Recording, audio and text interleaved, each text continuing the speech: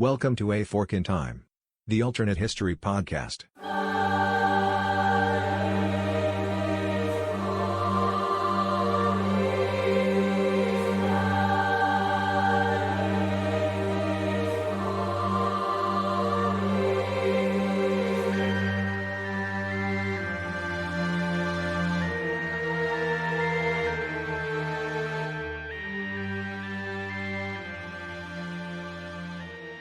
The Mayflower Compact. In the name of God, Amen.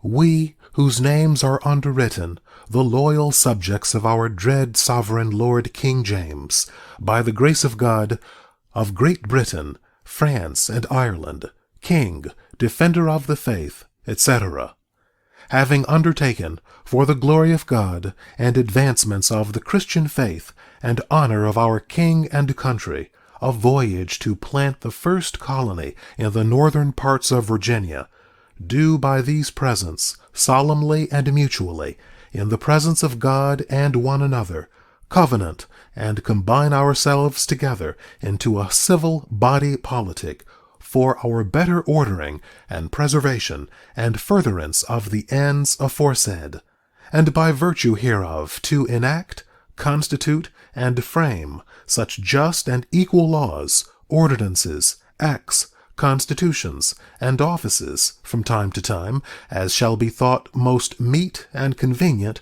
for the general good of the colony, unto which we promise all due submission and obedience.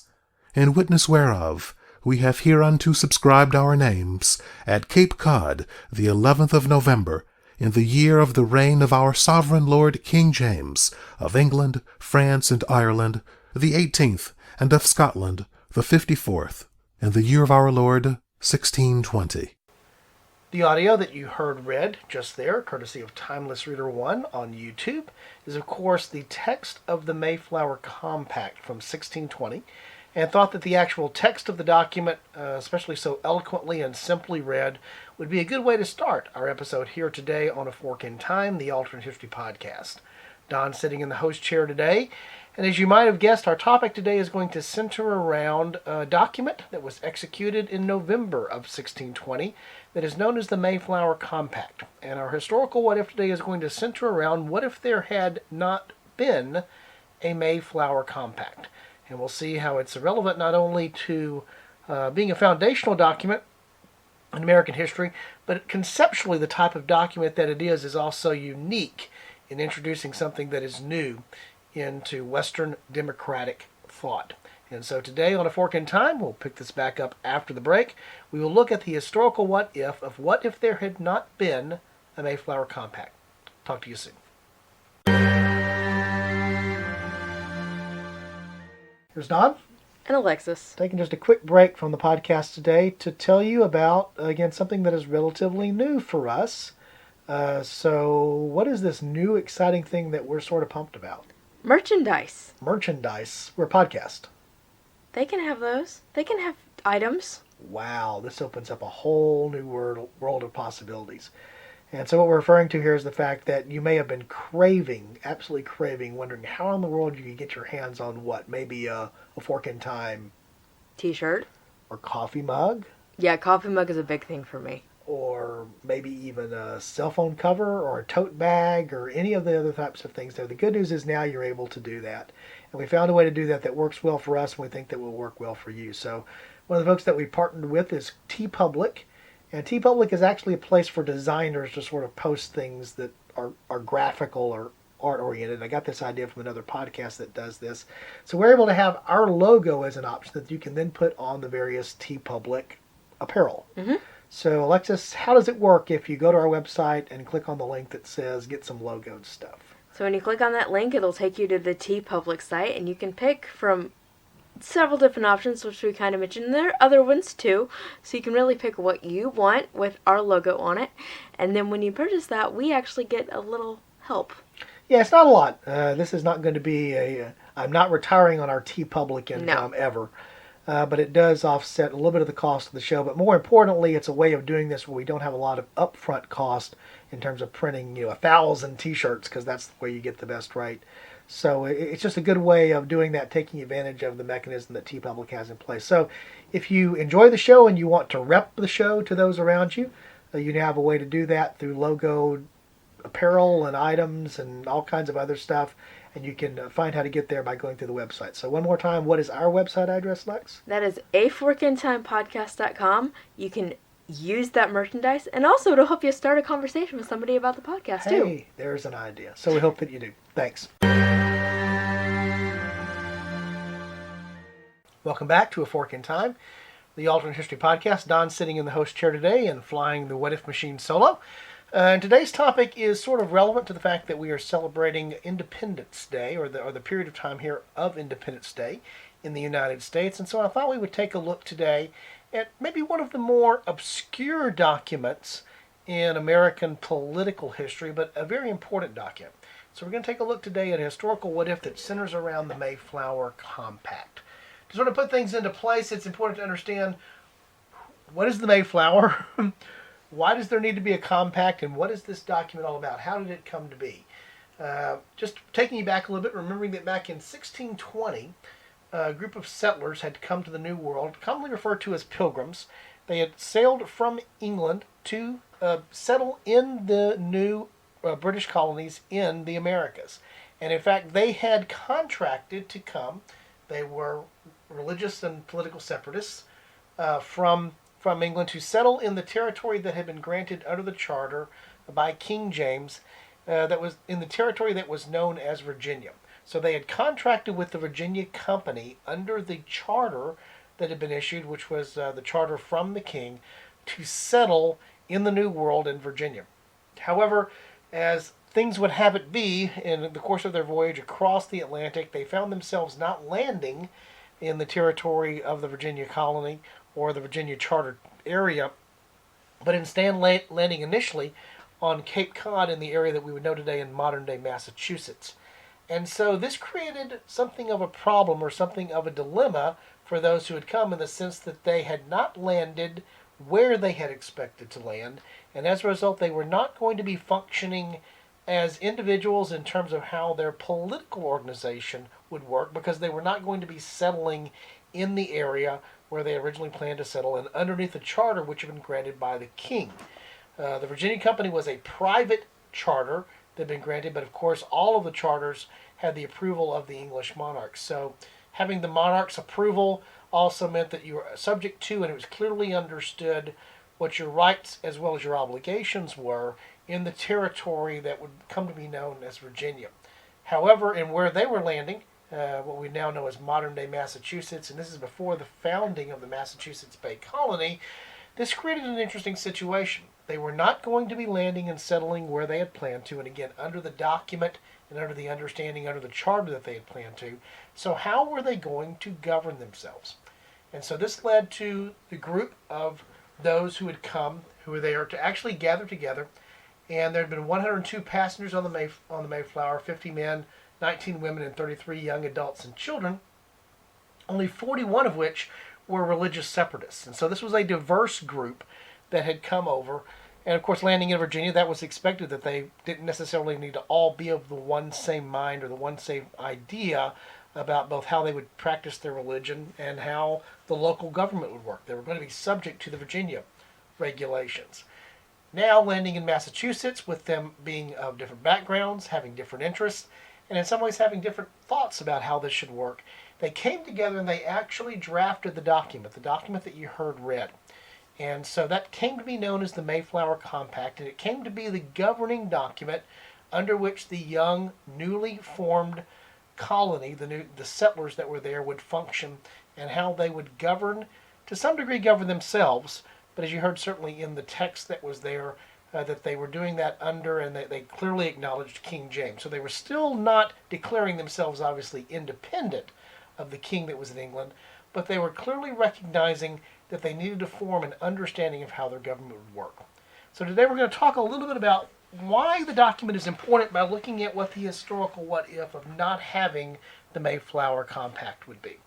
So first of all, while it's certainly not probably as well known as other foundational American political documents or even Western democratic documents in the English tradition. For example, we talk about the Magna Carta, we talk about the United States Constitution, we talk about the Declaration of Independence, we talk about things like the various French constitutions, the Declaration of Human Rights. These types of documents, the Mayflower Compact sort of, often in many cases, sort of slides underneath the radar. And so thinking about what it would be like without it, I think, is a good way to approach and understand its significance. I mentioned the Magna Carta. Almost everyone, obviously in England or in those parts of the world that descend from English rule and either in colonized form or part of the Commonwealth, understand the importance of the Magna Carta. And of course, the Magna Carta, signed in 1215, was the situation there where King John, at the behest of nobles, the barons, and other nobility in England, came to an understanding, a written understanding, the Magna Carta being Latin for Great Charter, indicating what their rights would be as nobles when it came to taxation and other types of things relative to the monarchy. Over time, these rights that were originally extended in the Magna Carta to nobles were extended to common citizens, and in many ways the Magna Carta is the foundational document on which the English constitutional concept of democracy is based. Without the formal written constitution, it's one of the documents that forms the principle of English common law. For example, the idea of a trial by peers, trial by jury, the peers there being the nobles, who would be the only ones who would be able to try each other. All of this is incorporated in that document. And so it's a foundational document that is either by direct reference or sometimes just informally, because of how widely accepted it came to be in the English political dissent, existed there. When it comes to the Mayflower Compact, certainly it applied only to these approximately 100 settlers that were settling there in the area that we'd come to know as Massachusetts, but the principles that are contained therein are very important. So I'm going to try to imagine how, without a Mayflower Compact, how things might have played forward as we move towards the period of the American Revolution. For example, one of the things that you clearly hear that is outlined in the document is this idea of a form of self-government, that they would have the right to elect representatives, they would have the right to pass laws. They point to two things that they derive these rights from. One of them being, which it starts out with, is being divinely derived, that they are derived from God. And then they acknowledge and clearly establish their relationship with the King of England. And so, while saying still that they are subject to both God's laws and the King's laws, they also make it very clear in the Mayflower Compact that they are within their rights, and it's actually the proper design for this society to elect leaders, to pass laws, to make regulations, to do the types of things that they would collectively do together to form a society and to form how they will govern themselves politically. While looking back on this doesn't seem to be a wild, crazy type of thing to suggest. When you think of the time in 1620, the idea that a group of individuals could gather together and choose of their own accord to enter into this type of agreement is unique. There was no direct requirement that they do this.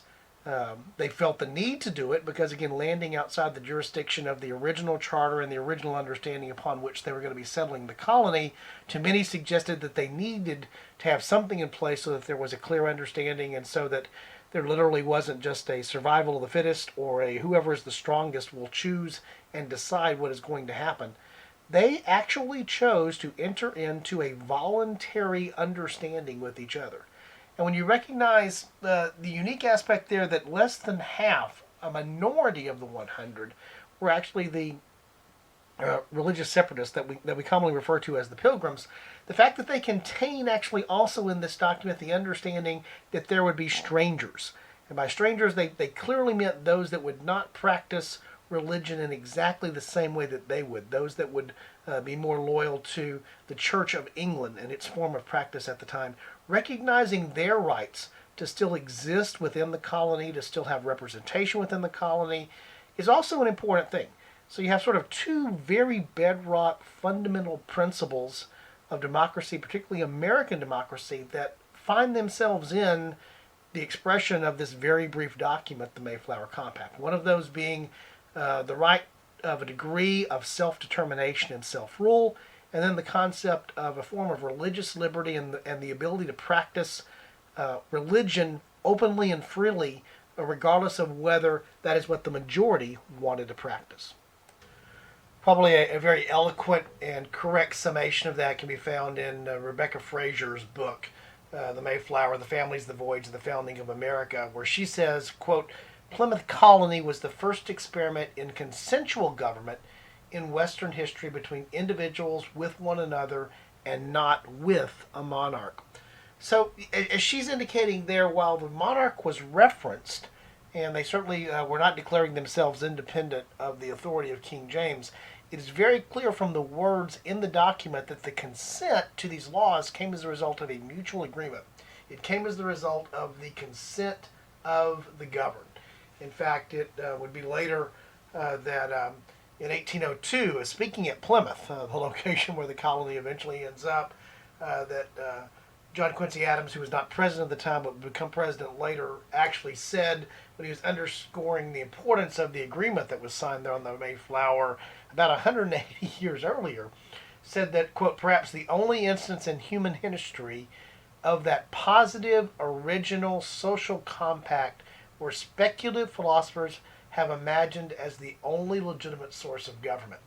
What Adams is saying there is that it was very clear that those who signed the Mayflower Compact believed that the government that was being formed and agreed to in that simple document among them just to govern that colony came as a result of them giving their assent, their consent to be governed.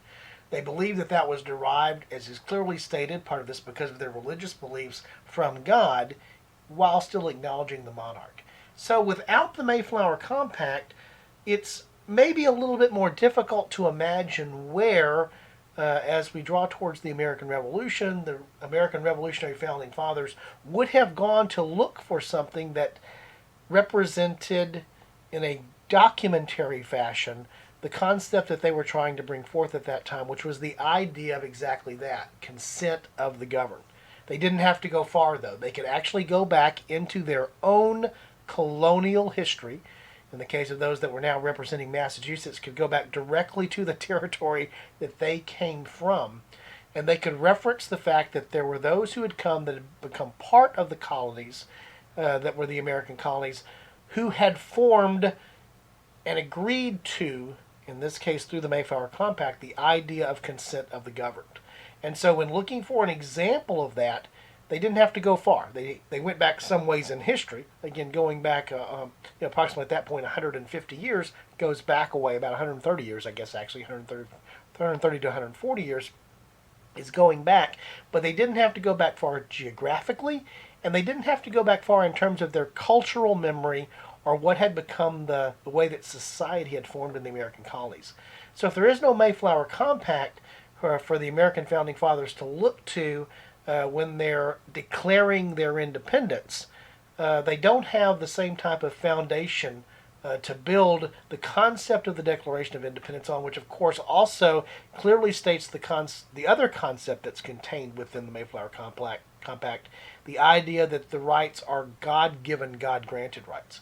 And so while the Mayflower Compact acknowledges a king and acknowledges God, it starts with the acknowledgement of God, particularly for these religious separatists that were part of the Mayflower colonization group. The representation that they believed that those rights were not necessarily granted by the king only, but were God-given and derived human rights that were separate from those that were granted by a monarchy. So when you move forward to the time of the American Revolution, now when you're looking to say, as is said in the Declaration of Independence, that there comes a time when it's right to dissolve the bonds, in this case the bonds back to the English monarchy, they actually rely upon the concept that's contained within the Mayflower Compact of the divinely appointed rights as being the source of their political rights and the political structure. One of the other impactful things I think we can draw by thinking about what it would be if there were no Mayflower Compact is the idea that was actually a written document. As I mentioned before, the Magna Carta was a written document, but the Magna Carta is not the English Constitution. And in fact, the English Constitution exists as a body of English common law, a document like the Magna Carta, other acts combined together. These things conform and create the idea of a written constitution. The United States Constitution was somewhat unique at the time that it came to be in the middle of the 18th century, towards the latter part of the 18th century, in that it represented a written constitution, a written understanding of how things would be ordered and how things would be governed in a sovereign nation, or in that case, a group of states that were coming together to form a nation. So at the time of 1620, when the Mayflower Compact is composed and agreed, the fact that it's actually put into writing, they could have come to this understanding orally or verbally, but they felt the need to actually, and they felt the compulsion to actually put it down in writing and sign their names to it. It was in some ways a commercial contract, but at the same time it was a guiding document. It was a principle, and the signatures that are on that document are not the signatures of the monarch. I guess that's the important thing to understand. What is unique about that is those who signed their names to the Mayflower Compact were those who were going to be governed by and who were giving their, again, as I mentioned before, were giving their permission and their accedance to what was going to happen there. When you think about that, and again how it parallels down to the Declaration of Independence, then ultimately to the Constitution of the United States and other American democratic documents and ideals, if there is no Mayflower Compact to point to, what happens, again, when the Declaration of Independence is being considered in the 1770s, and also what happens when it comes time to actually write out first the Articles of Confederation and then the United States Constitution to define what this newly independent nation's government is going to be. They had the example of the Mayflower Compact and then other documents that follow after that to point to, and so it was a very logical thing in the American political tradition, as young as the American political tradition was at that time, to think about the fact that this should be in a written, formalized, clearly understood, clearly dictated document. If there is no Mayflower Compact, it's easy to imagine that you might have had something that would have been more along the lines of either the institution of an American monarch or the institution of something in the American political tradition that would have looked a lot more like the English constitutional tradition in terms of not being a single written document. And so, again, without the Mayflower Compact, I think it's doubtful that you have exactly the same form of either the Declaration of Independence or the United States Constitution. And finally, without the Mayflower Compact, I think it's interesting to point that you probably don't have the idea quite as well of the consent of the governed. It's very clear, as I mentioned before, that while they are giving their allegiance to King James in the document, it is made very clear that these individual citizens of what they will be, of the colony, in fact, they probably didn't even think of themselves as that way at that moment, but the members of, the participants in the colony would have that right of self-government. Without the Mayflower Compact, it's very likely that would have developed in the Americas. It did develop in the Americas in other types of ways, but it was definitely deep-rooted. It was deep-rooted in so many of the areas because many of the other areas of New England and some of the northern colonies were the results of those who had left either the Plymouth Colony or what later would become the Massachusetts Bay Colony, had left this experience to go elsewhere and very often felt the need to document what their governance would look like. And so a precedent was set in 1620 with the Mayflower Compact that became the American political precedent that carries forward. So it's tough to imagine whether that would have happened without the Mayflower Compact, but it's, I think, far less likely that it would have in terms of expressing itself the way that it did. Finally, the last thing that I want to mention, which I think also has an interesting historical, if you will, what-if bent to it, is actually where the actual document was signed.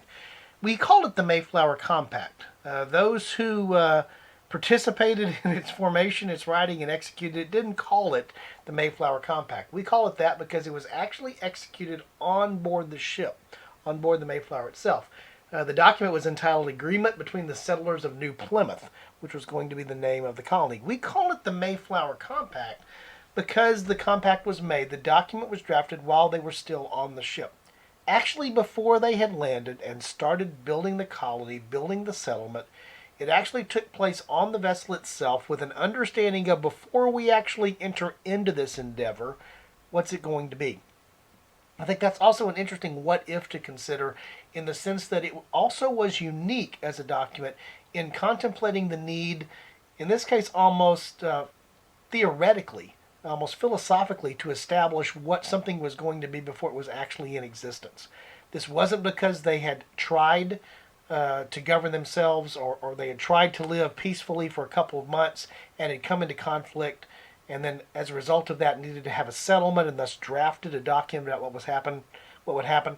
That's the case throughout history. In fact, the Magna Carta is that, where it's the English nobility pushing back on King John to say, because you've done this, we're going to force you to sign this charter because you're not going to do this anymore.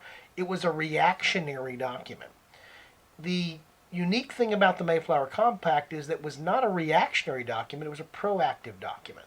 And so thinking about the impact of that, again, moving forward through American political thought, American political formation, is this idea of proactively addressing the situation before it happens. And you see that actually in much of the design of the United States Constitution, in some ways in response to some of the failures of the Articles of Confederation, obviously, but intentionally thinking through how to balance power and how to share the responsibility for governing. It was a theoretical document before it actually came into practice. And it draws upon the legacy and the history of the Mayflower Compact in order to do that. So if there is no Mayflower Compact to point to say, before we head down this road, before we do this, let's formulate and establish an understanding of what that's going to be, you would have had a different situation than you do in the real timeline of history. And so while today's what if exploration here might not be quite as what if-ish as a lot of things that we do, I think it's an interesting thing to contemplate when thinking about the importance of the 1620 Mayflower Compact, thinking about how history would have been different without it, because its influence is sort of so subtle in the way that it influences the future evolution of American political thought leading towards the Revolution, and even the way the documents of the Revolution spring into being. It's so subtle that it's there, that it's we don't think of it as not existing because it has the subtle influence. But without it, things could have been quite different. So once again, thank you for joining us here today on A Fork in Time, the Alternate History Podcast. Hope you enjoyed this brief episode. Next week we'll be back, not in a solo mode, but with a co-host, so looking forward to that. Also, by the time you hear the next episode, we should also have released the first episode of The Room Where It Happened. So we're really excited about that. Ask that you come and check that out as we launch our second podcast endeavor here. Certainly you can interact with us here on A Fork in Time by visiting our website. That's at www.aforkintimepodcast.com. I won't go through all the things that you can do there, but there's lots of stuff to do there, including giving feedback, episode suggestions, and all the other things that we often ask you to do on each and every episode. So once again, Don signing off for this episode of A Fork in Time, suggesting that if you happen upon that fork in time, take it.